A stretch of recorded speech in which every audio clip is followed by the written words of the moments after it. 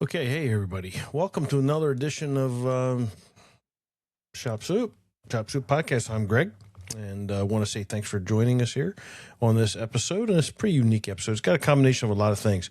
First off, talk about Tektonic, the premier event that happened about a few weeks ago in Houston, Texas, courtesy of the great folks at Techmetric. Sunil and the gang put on a show of shows, raised the bar so high for most of us that it's going to be, well, I can't imagine what it's going to take to top it, but I'm sure that they will in 2027 when they take over the convention center that was, a much, much larger venue than the Marriott Marquis, which was an incredible facility. And it was cavernous on its own with a lot of halls, a lot of spaces to network with, and it was just it was pretty incredible. So next year when it is across the street, I guess, Texas being what it is, so big.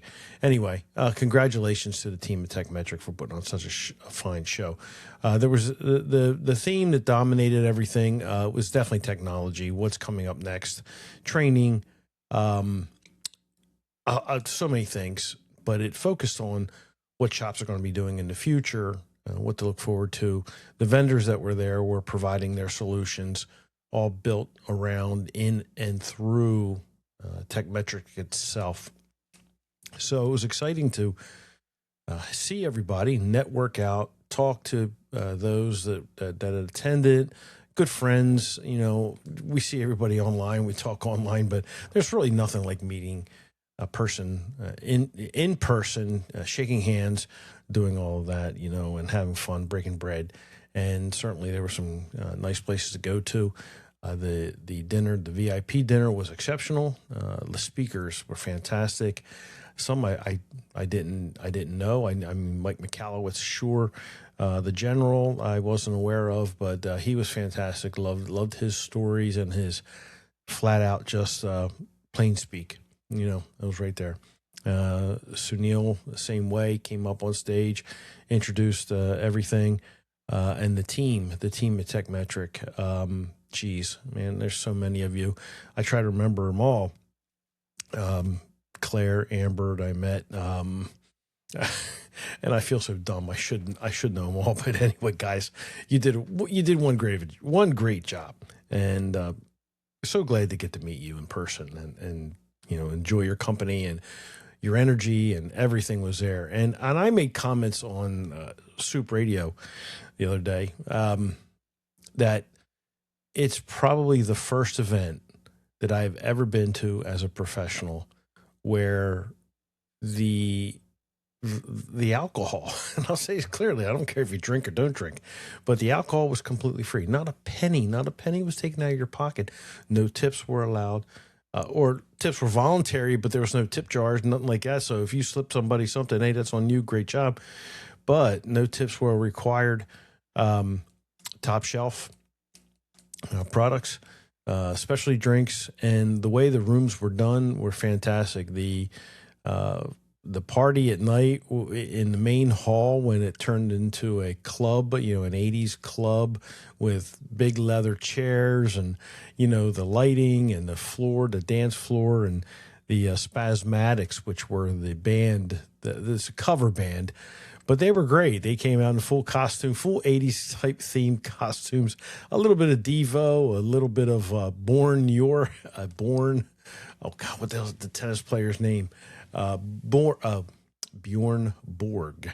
That's right. He was a lead guitarist. Nerdy lead singer.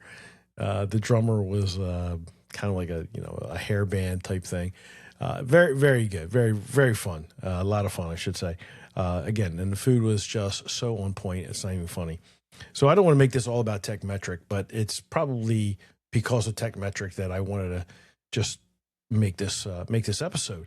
So what I experienced was some great hospitality. Got to sit on a couple of shows, one with Mike Allen and Confessions of a Shop Owner, and I was really thrilled to be able to sit down and talk to Tanika Haynes on the downshift, Tonic is just one of those spirits that you just want to, talk to, you know what I mean?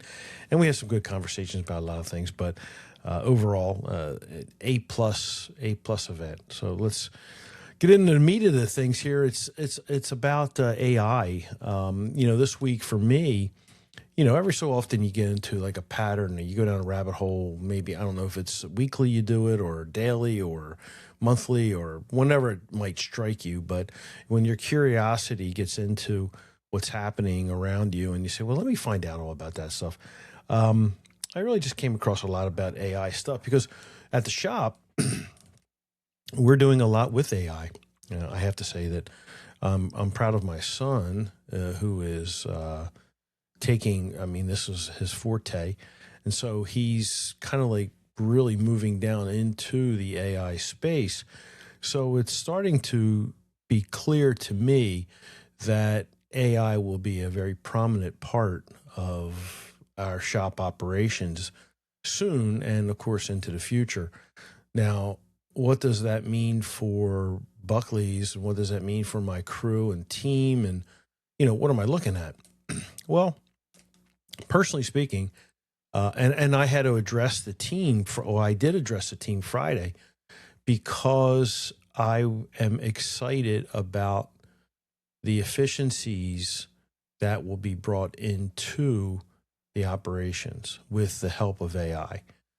Just not reducing costs, but being more efficient, which of course makes things more profitable. So I had to go in, and I wanted to talk to the team, and I'm not done yet. I'm not done speaking, and I'm going to have to kind of like, I don't know if I should say reduce their fears, because there was a level of anxiety when I was talking about these new tools that are coming around us. Not only what we develop in-house, but what our partners will be delivering. And a lot of fear is, well, you're trying to eliminate my job. And I know that on the, Change the Industry podcast, Lucas and David, they were discussing where AI is going to take away jobs and what's going to be replaced. And I will argue that there will be a certain amount of, things that will go away, like with every evolution of technology, and us in the car business, repair business, every so often, or like almost every 5 years, we're dealing with new technology or new ways, new paths that we got to figure it out. Our thing is that I don't believe we have fear with that. We are, we deal with technology every day. I don't say we run to it, but we let it wash over us, and we're going like, okay, big deal, right? This will have us face a point where maybe we don't need a person. That person may go. I don't think it's going to be that critical.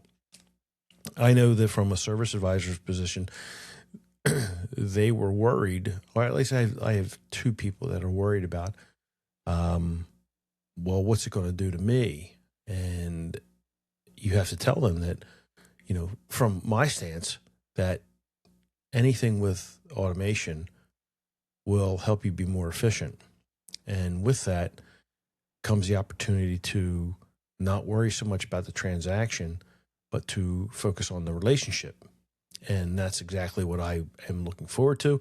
That's exactly what I will be positioning my company for, is to eliminate the minutia, eliminate the menial stuff, and focus on the relationship with the client. If it gives you the opportunity to take that client home while everything else is running underneath of you properly, estimates being done, DVIs being delivered, messages being delivered, all of this automated, and you have time to shake a hand, have a conversation, have a cup of coffee, and everything is running underneath of it, that's great. I mean, we are in the relationship business. I mean, we have to have them in order to be successful. So that's what I take on AI. And over the course of the week, I had put online on a few groups about an AI summit, one of the, a virtual class filled with people that experts, and one of them came across that caught my eye, and it was filled with individuals that I have followed for most of my adult marketing career, you want to call it, at least 20 plus years of following these individuals through their iterations of learning and growing and selling services, selling information, info marketers, as I call them, but they're very good people. And I find them to be highly qualified to learn from and to be mentored by, which I have done. I've hired a few of them in order for me to learn more about what it takes to message properly, how to use marketing, and then the whole thing. So one of them is Michael Stelzner. Now, Michael has Social Media Examiner Society, a very big, large, group that it's a private group you pay to get into it. It's a subscription, a yearly subscription, but it's full of people who are, take it like like a diag.net, where they are questioning everything. They are, learning on their own. They're learning with one another. Everybody gets together and, hey, what's working for you? What's working for me? It's like, you're tearing down this engine, or you're looking at this circuit, or you've got this graph to go through. Well, that's what Michael has produced on the marketing side. And now he has expanded into an AI space, same format, same principle, everything like that it's subscription based, and you go for it and you become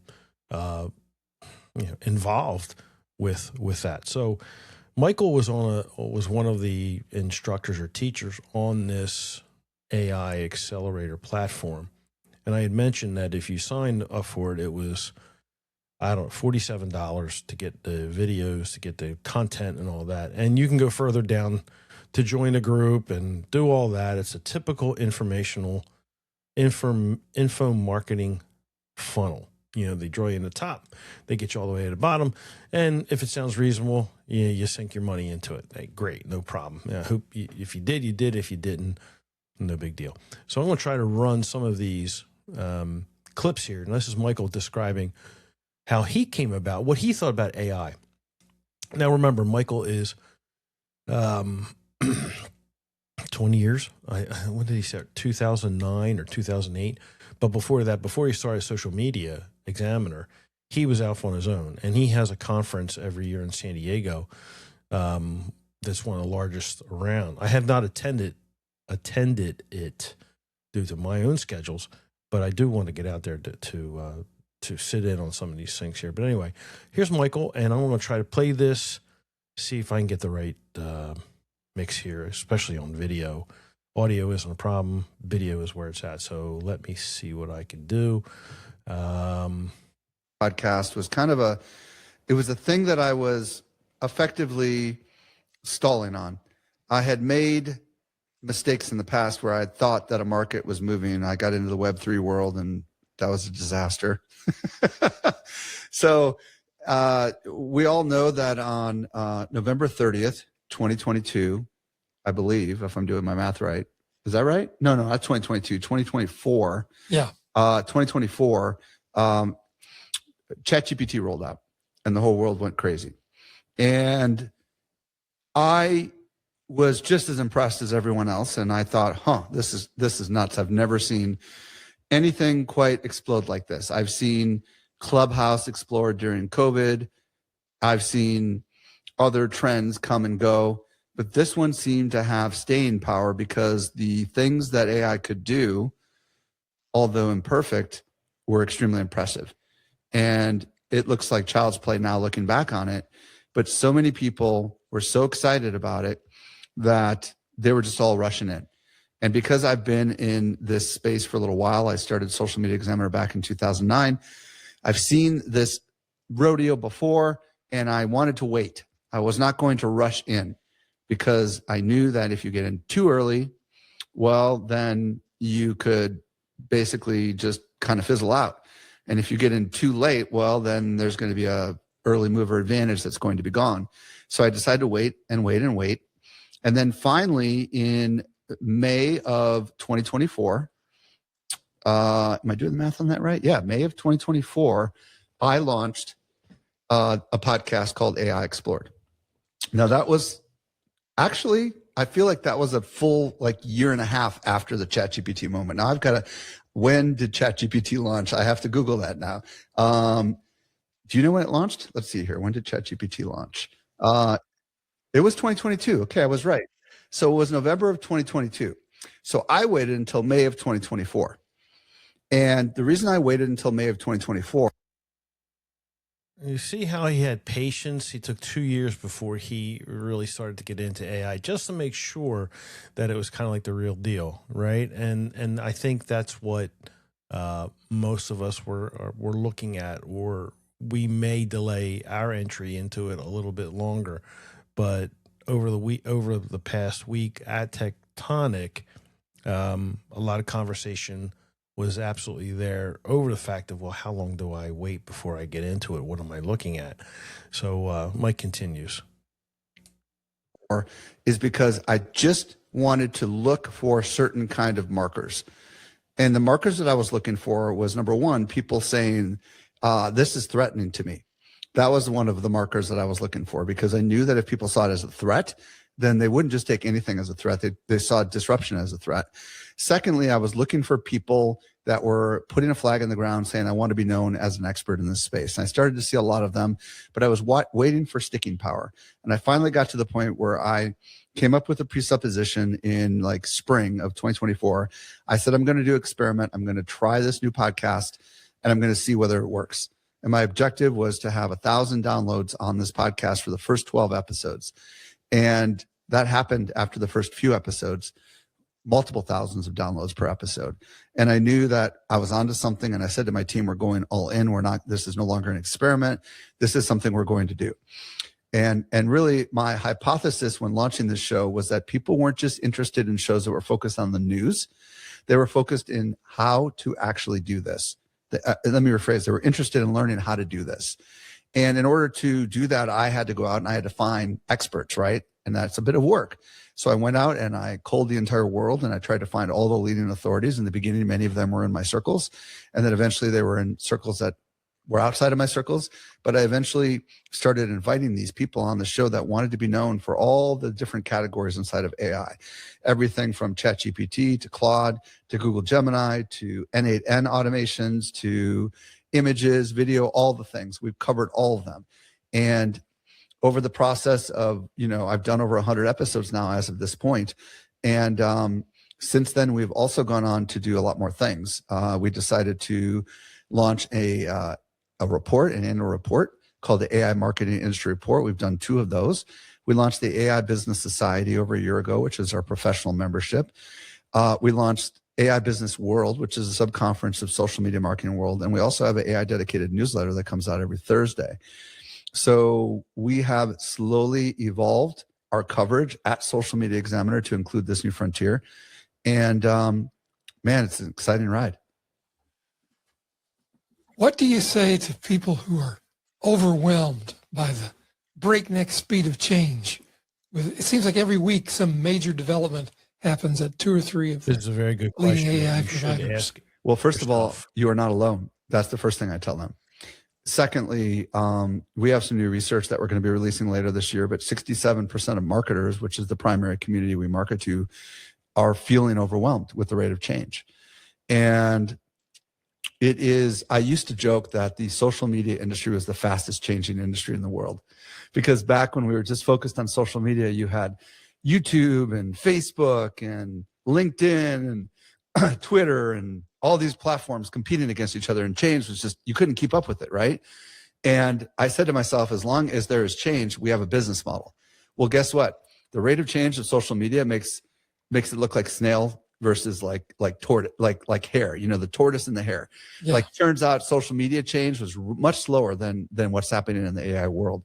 I like to tell people that the AI industry has got a 90-day annual cycle, maybe even sometimes 30-day annual cycle, meaning that in 30 to 90 days, the rate of innovation it is the equivalent of a year in many other industries, and it's compounding, and it's crazy. So if you are overwhelmed, you are not alone. That's what I have to say. So I liked what he said about rate of change, and that as long as there is change, we have a job. And isn't that interesting that how many changes go about our career, our industry? It almost seems like daily, but it makes you say to yourself, well, I always have a job, right? Because it's always changing. And true. So again, AI won't physically take our hands away in a sense. It'll just make the tasks that we need to be more efficient, and it will do them for us. As I said, it allows us to focus on the job at hand or the administration, and the tasks that are menial, where we, for me, it's hard to do all those menial tasks and get things done. Now our advisors can be much more efficient, the ones that handle everything, which is great. So Mike continues. Do you think there's a bubble? I guess it depends. What do you mean by bubble? Well, I hear a lot of talk from different people, and they mean different things. Some people mean that eventually the companies that are providing the chips and the technology are going to have to fess up that they're subsidizing the companies that are offering the models to the public, and that eventually that shell game is going to collapse. That's the bubble there. There's the prediction that it's going to pass, that it's going to be a fad. It's like NFTs. Everybody's going to get all excited about it, and then it's going to go away. Yeah. Okay. Well, here's the deal. The past bubbles that we know were bubbles were the housing market. That was an obvious one, right? Where you were giving loans to people that couldn't pay them off, and that created a housing market bubble. And before that was the original introduction of the internet. You and I, Ray, are long enough to have lived through that. Okay. The introduction of the internet was an overexuberance that, in hindsight, was actually understated. Said a different way, the internet would become the most valuable thing, right, to all of business in the future, but it was just too much too early because there was no money being made by all these .coms, right? But the difference that we're in right now is there's actual revenue. Like these companies like ChatGPT, which is owned by OpenAI, and Claude, which is owned by Anthropic, are generating billions of dollars in private revenue, pre-revenue. They're not even public yet. We don't have companies that are generating 30, 50, $100 billion in revenue back in the .com era. Okay, we just don't. So I believe that this is not a bubble. And I believe that there might be bubbles on the stock market side of it, but there's not a bubble when it comes to creators, marketers, and entrepreneurs. This is only going to be more disruptive as time goes on. It is not going to be a fad. There is no going back. In order for this to fail, there would need to be, first of all, no more chips available, right? No more government subsidies to make sure that these organizations are actually able to do what they're doing if they need government subsidies. Like literally you have nations behind some of these companies. So I don't think this is a bubble. I think this is a new frontier. That's how I look at it. What's the opportunity for most business people and companies today? What can they do right now that'll give them an ROI? Well, that's a very complicated question, but I'll tackle this from the perspective of creators and marketers, if you're okay with that. I believe that creators have an incredible opportunity because there is a insatiable demand for content across all the social platforms. And historically, what stops creators from creating is they don't understand how to do it. So that usually means they either don't know what to say, which can be solved by AI. They don't know how to edit, which can be solved by AI. And those are really the biggest challenges that people face, right? Typically, they have to hire someone to direct them and script them, or they have to hire someone to edit. And now, as you know, Ray, there are AI tools that can do all of these steps, which means a solo individual who wants to be well known And maybe someone listening has developed a deep domain expertise and they've always desired to be perceived by the world as the leading expert in their domain. Now, all of a sudden, by themselves, they are capable of literally 10xing easily all the things that normally it would be impossible for them to produce. And you know that, Ray, and I know that.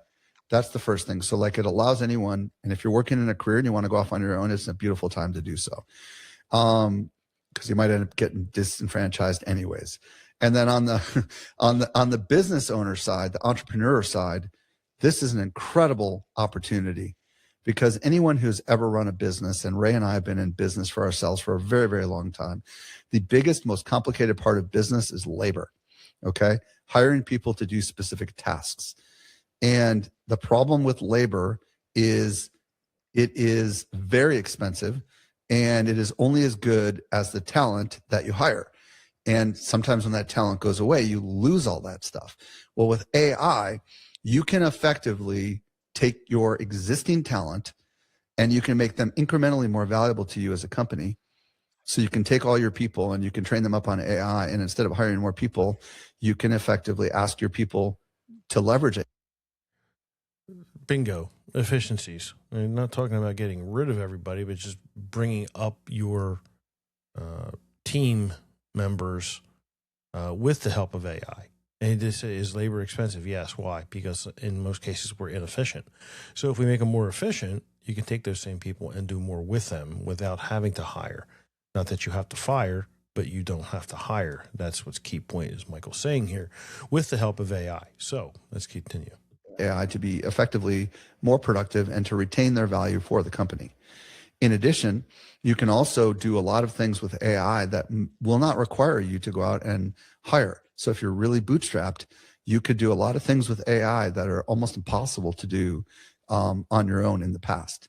Now, from a marketer's perspective, which is the last target audience I want to talk about, I believe there's an incredible opportunity for marketers to effectively up-level their game. So many marketers have unique domain expertise in different categories of domains, Ray. Yours is copywriting, right? Mine is copywriting.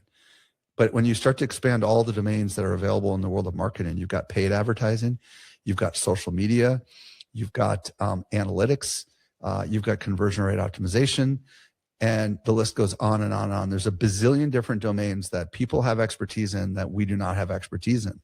So as a marketer, if you know what you're doing, you can effectively create AI assistants, for lack of better words, that can effectively supplement you in areas where you're weak.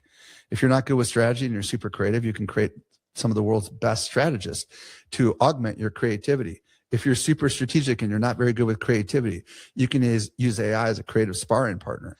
It just allows you to become more well-rounded in your skills and your experience without having to have the decades of experience that typically would be required. And I feel like all these value propositions make it really, really powerful, whether you are a marketer, entrepreneur, or creator. Okay, Michael Stelzner, you're going on about what you can do with AI, what to look for as a small business person, whether you're, you're a marketer, whether you're a small business owner. There's avenues for you to take advantage of AI. And this is something that we're going to have to look at and look at your business and say, hey, where can these new tools help me out? And like I'm in the middle of, I'm telling my teams, what are we going to do? I know what I want to do. I know where my vision is. I know where the mission of the company is. Now, how do I get everybody involved to say, listen, I'm not here to get rid of you. I'm not here to take you away from your job. I'm here to make sure that you can do your part as best you can, and I had to put some examples out. They're pretty basic and maybe not really on point, but, technology as it comes along our way, it makes our jobs easier, which is what you have to emphasize. Because people are afraid, and they hear all the stories. But, when you can come up with tools that take your appointments, that, can answer phones on weekends when you're closed, and sound like a human, right? We all get skitsy with that. I hear you. But, if you are transparent enough to tell the client that, hey, I'm a virtual, your voice, your AI voice, whatever person is, you let them know, hey, this is an AI bot or whatever the case might be. I'm here to help you, blah, blah, blah. I don't think there's anything wrong with it. I mean, if I call somebody on the weekend, to make an appointment, what's the difference if I leave a message? I'd rather have a bot take my information, properly place it, alert somebody than I would a voicemail. The voicemails are pretty much out now, when everybody can have their own, virtual assistant, answer the phone, sound like a real human, has enough logic and is a language model that's appropriate, can see your history, knows who you are, has all of that available to you. Wouldn't you rather just say, hey, at least this robot, let's call it a robot, whatever, is better than just leaving a voicemail that someone may or may not pick up? I mean, let's face it, if we're going to be more about convenience and helping people, this is where we have to go. Really just not afraid of anything with AI that I can see. Again, the thing that worries me is about the bigger picture, where you got the rest of the economy that that is affected. It's a trickle down situation. So we do need to be careful with how far AI is going to go and what it's going to do. And who knows? There may need to be guardrails put on AI at some point, but I don't know how you put this genie back in the bottle myself. I mean, it's got too much going on, and now you've got bots having their own social media type thing where they're talking to one another. That's a scary situation, but it's the world we live in right now. So I don't want to keep going with everything. I just want to bring the attention about what Tektonic was. I want to thank Sunil and PJ and the entire Tekmetric team for putting on such a great show, bringing everybody together. I have concerns with a lot of the partnerships that run through Tekmetric. The future, what it holds for everybody on that. But anyway, it's good to see that our industry is taking it in the way that it should be. I don't think we fear it. My feeling is, well, let's just get this thing through, right? Okay, we've heard about it, we see it, we know it. I don't think we're running away from it. We're more like running towards it, but we're like just a little bit. Just, okay, come on, let's go. Let's get it over it. Let's work it out. Let's see what we got to do with it. And then before you know it, we're all working AI solutions for ourselves, which is exciting. But that's what we do. That's the kind of people that we are in this industry. We're not afraid to tackle something of this nature, and we kind of look forward to the challenge. We do a lot with technology as it is.